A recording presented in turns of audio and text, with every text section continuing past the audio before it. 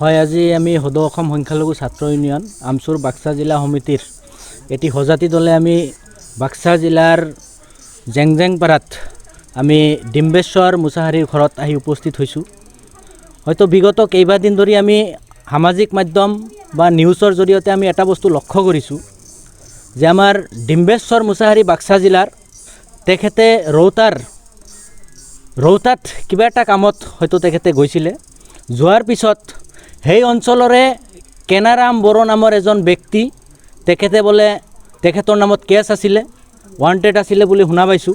কিন্তু তেখেতক পুলিচে এনকাউণ্টাৰ কৰাৰ নামত আমাৰ বাক্সা জিলাৰ ডিম্বেশ্বৰ মুছাহাৰী নামৰ ব্যক্তিক যে এনকাউণ্টাৰ কৰিলে, এই ক্ষেত্ৰত আমি চৰকাৰক ক'ব বিচাৰিছোঁ, আচলতে ন্যায়পালিকা নামৰ বস্তুটো অসমত আছে না নাই, না ভাৰতবৰ্ষত আছে না নাই?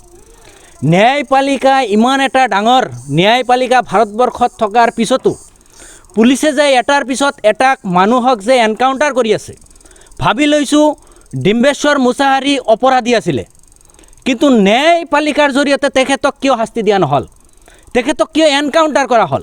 আজি আমি চৰকাৰক প্ৰশ্ন কৰিছোঁ।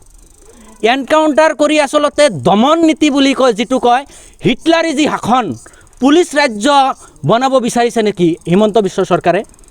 আচলতে ন্যায়পালিকা থকাৰ স্বত্তেও, ইমান এটা ডাঙৰ ন্যায়পালিকা ভাৰতবৰ্ষত থকাৰ পিছতো পুলিচ ৰাজ্য বনাব বিচাৰিছে নেকি এইখন চৰকাৰে? আমি প্ৰশ্ন কৰিছোঁ। আজি বিভিন্ন সময়ত আমি দেখা পাইছোঁ বিজেপি চৰকাৰ অহাৰ পিছৰে পৰা বিভিন্ন সময়ত এনকাউণ্টাৰৰ দৰে ঘটনা এই অসমত হ'বলৈ পাৰিছে। আচলতে যদি দোষীক ন্যায়পালিকাৰ জৰিয়তে শাস্তি দিয়া নাই, জেল হয়, ফাঁচি হয়, ন্যায়পালিকাই দিব। পুলিচক কোনে পাৱাৰ দিছে পুলিচে মানুহ এজনক গুলিয়াই হত্যা কৰাটো? বিভিন্ন সময়ত আমি দেখা পাইছোঁ অপৰাধী পুলিচে কৰায়ত্ব কৰাৰ পিছত অপৰাধীক হয়তো তদন্তৰ নামত কোনোবা এটা জেগাত লৈ যায় আৰু পুলিচৰ গাড়ীৰ পৰা বোলে আসামী পলাই বোলে দৌৰিবলৈ ধৰে। পুলিচ ইমানেই দুৰ্বল হৈছে নেকি বিজেপি চৰকাৰ অহাৰ পিছৰ পৰা? পুলিচৰ হাতৰ পৰা কেনেকৈ আসামী পলাব পাৰে? হেণ্ডকাপ লগোৱা নাথাকে নেকি? আমি প্ৰশ্ন কৰিছোঁ। আচলতে এনেকুৱা যি ৰাজতন্ত্ৰ হিমন্ত বিশ্ব শৰ্মা ডাঙৰীয়াৰ চৰকাৰে কৰিব বিচাৰিছে, এনেকুৱা ৰাজতন্ত্ৰ আচলতে মানুহে সহ্য নকৰে। এনেকুৱা এটা দিন আহিব হিমন্ত বিশ্ব শৰ্মাৰ যি শাসন ব্যৱস্থা কিন্তু নাথাকিব, তেতিয়া কিন্তু বুজি পাব। আৰু পুলিচ প্ৰশাসনকো আমি আহ্বান জনাইছোঁ, আপোনালোকে যে হিমন্ত বিশ্ব শৰ্মাৰ ডাঙৰীয়াৰ নেতৃত্বত তেখেতৰ নিৰ্দেশত যে আপোনালোকে যে এনকাউণ্টাৰ কৰি মানুহবিলাকক হত্যা কৰি আছে, আপোনালোকেও কিন্তু ন্যায়ৰ সন্মুখত জবাব দিব লাগিব। আৰু মানুহে এইবিলাক সহ্য নকৰে। আপোনালোকৰ বিৰুদ্ধেও আইনৰ দ্বাৰস্থ হ'বলৈ মানুহ প্ৰস্তুত হৈ আছে। এতিয়া আপোনালোকৰ বিৰুদ্ধেও ন্যায়পালিকাত আপোনালোকৰ বিৰুদ্ধে কেছ কৰিব, তেতিয়া আপোনালোকে কিন্তু জবাব দিব লাগিব।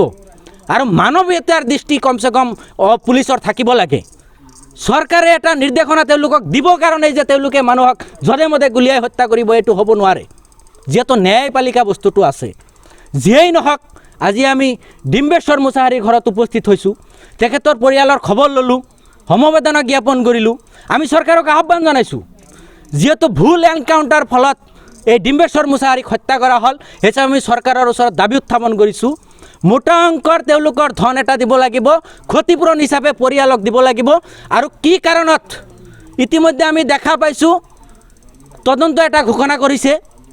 তদন্তই কি হ'ব নাজানো, কিন্তু আমি চৰকাৰক আহ্বান জনাইছোঁ, এইটো যিহেতু নিৰীহ পৰিয়াল হয়, তেখেতৰ একজন কৃষক আছিলে, নিৰীহ পৰিয়াল হয়, তেখেতক 50 লাখ টকাৰ কমচে কম ক্ষতিপূৰণ এটা আমি দাবী কৰিছোঁ। মই ডিম্বেশ্বৰ মুছাহাৰীৰ বিষয়ে গাঁৱৰ হৈ দুআষাৰমান আপোনালোকৰ জৰিয়তে ক'ব বিচাৰিছোঁ। যোৱা বুধবাৰৰ দিনা আমাৰ গাঁৱতে এখন বিয়া আছিল। সেই বিয়াত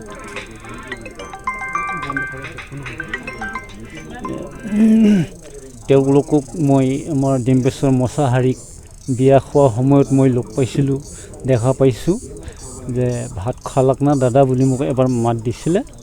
মই কৈছোঁ ভাইটি মই এতিয়াও খোৱা নাই, খাম অলপ পিছত, তেনেকুৱা ধৰণে মই আলোচনা কৰা হৈছিল। তাৰপিছত বৃহস্পতিবাৰ দিনাখন মানে এওঁৰ লগত বোলে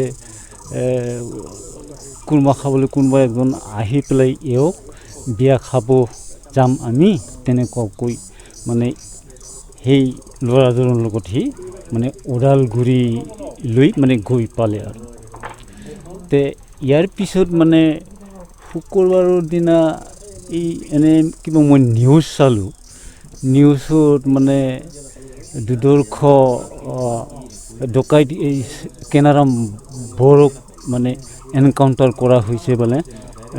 কৰা হৈছে বুলি মানে নিউজত কৈ আছে তো মই চালোঁ চাই পেলাই এনে নিউজখিনি চাই পেলাই মানে ভাবিলোঁ আৰু যে দুৰ্দৰ্শ যদি এনকাউণ্টাৰ কৰলাক চৰকাৰৰ কথা তেনেকুৱা ভাবি আছোঁ তাৰ পিছৰ সন্ধিয়া সময় এটা হেৰিত আকৌ নিউজটো চালোঁ নিউজ চোৱাৰ পিছত ইয়াতে অলপ কিবা পালোঁ কি পিকচাৰটো চালোঁ পিকচাৰটো কিন্তু দেখা পাওঁ বেলেগৰ কিন্তু নামটো এই পিকচাৰটো দেখা পাওঁ ডিম্বেশ্বৰ মছাহাৰীৰ পিকচাৰ কিন্তু নামটো কৈ আছে কিবা কেনাৰাম বৰা তো আমাৰ সন্দেহ লাগিল এনে গাঁৱৰ মানুহৰ লগত মই অলপ এনেকৈ যোগাযোগ কৰি সোধা পোছা কৰিলোঁ তাৰপিছত এওঁৰে ঘৰৰে ডাঙৰ ভাই এওঁ ক'লাক যে নিউজটো মই সেনেকৈ দেখা পালোঁ কিবা আমাৰ গাঁৱৰ ল'ৰাৰ ফটোহে দেখা পালোঁ হয় না দাদা কেনেকুৱা খবৰটো তেতিয়া নিশ্চয়তা সি ক'লে যে হয়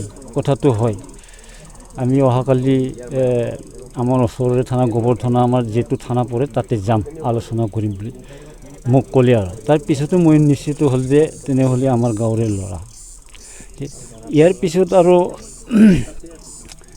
তেওঁৰ ডিম্বেশ্বৰ মছাহাৰী ডাঙৰ ভাইটিৰ লগত আমি অলপ যোগাযোগ কৰি চালোঁ আলোচনা কৰিলোঁ কি ব্যৱস্থা কৰা যায় আমিতো আৰু আইনৰ বিষয়ে সিমান নাজানো পিছত ক'লাক আৰু তেওঁ যে আমি আমাৰ নিজা থানাৰ ওচৰতে তাতে পৰামৰ্শটো লওঁ যোগাযোগটো অলপ কৰি চাম বুলি ঠিক তেনেকুৱা শনিবাৰ দিনা তাৰমানে থানা আমাৰ গোবৰ্ধনা থানাত খা খবৰ লোৱা হৈছিল খা খবৰ লোৱাৰ সময়ত আমাৰ অচি ছাৰে এটা পৰামৰ্শ দিলাক আৰু কি আপোনালোকে আমাৰ তাকে ইয়াতে থানাত সিমান আলোচনা কৰি হেৰি ফল নাপাব আপোনালোকে ডাইৰেক্ট ওদালগুৰি থানাত যাওক দেৰি কৰিব নালাগে সোনকালে আপোনালোকে যায় তাতে যোগাযোগ কৰক তাৰপিছত আপোনালোকে খা খবৰ ভাল লোৱাৰ পিছত আমাৰ লগতো লাগে যোগাযোগ কৰিব আৰু আইনী প্ৰক্ৰিয়া আপোনালোকে FIR দিনা কি দিয়ে আপোনালোকে তাতেও কৰিব লাগিলে আমাৰ ইয়াতেও কৰি দিব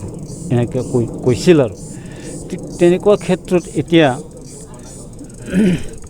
মোৰ মতেদি যিজন কেনাৰাম বসুমতাৰী তেওঁ বোলে দুৰ্দৰ্শ ডকাইত এওঁক এনকাউণ্টাৰ কৰাৰ নামত আমাৰ নিৰ্দোষী মানুহ এজন যে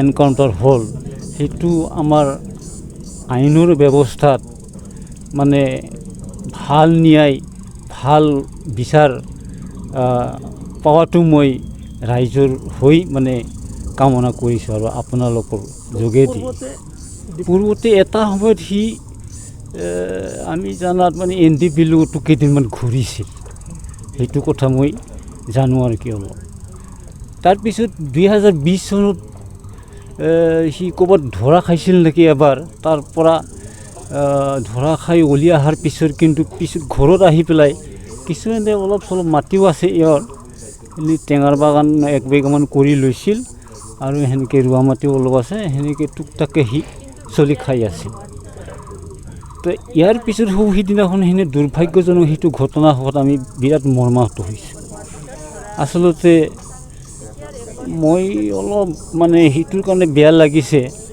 মানে যেনেকুৱা মানুহক এনকাউণ্টাৰ কৰিব লাগে তেওঁ যদি দুৰ্দৰ্শই হেৰিত আছিল আইনৰ প্ৰক্ৰিয়া আইনৰ ব্যৱস্থা আমাৰ হাইকোৰ্ট আছে সুপ্ৰিম কোৰ্ট আছে ন্যায়পালিকা তেওঁলোকেহে আচলতে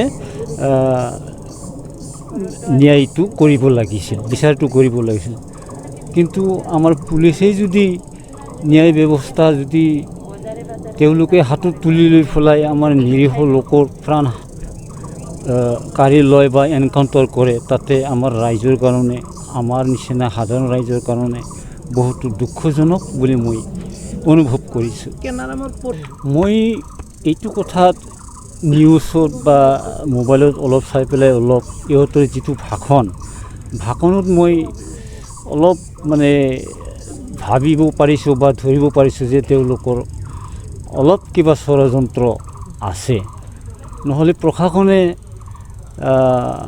যিটো দুৰ্ধৰ্ষ ডকাইত এওঁলোকে নিচিনাকৈ নাথাকে।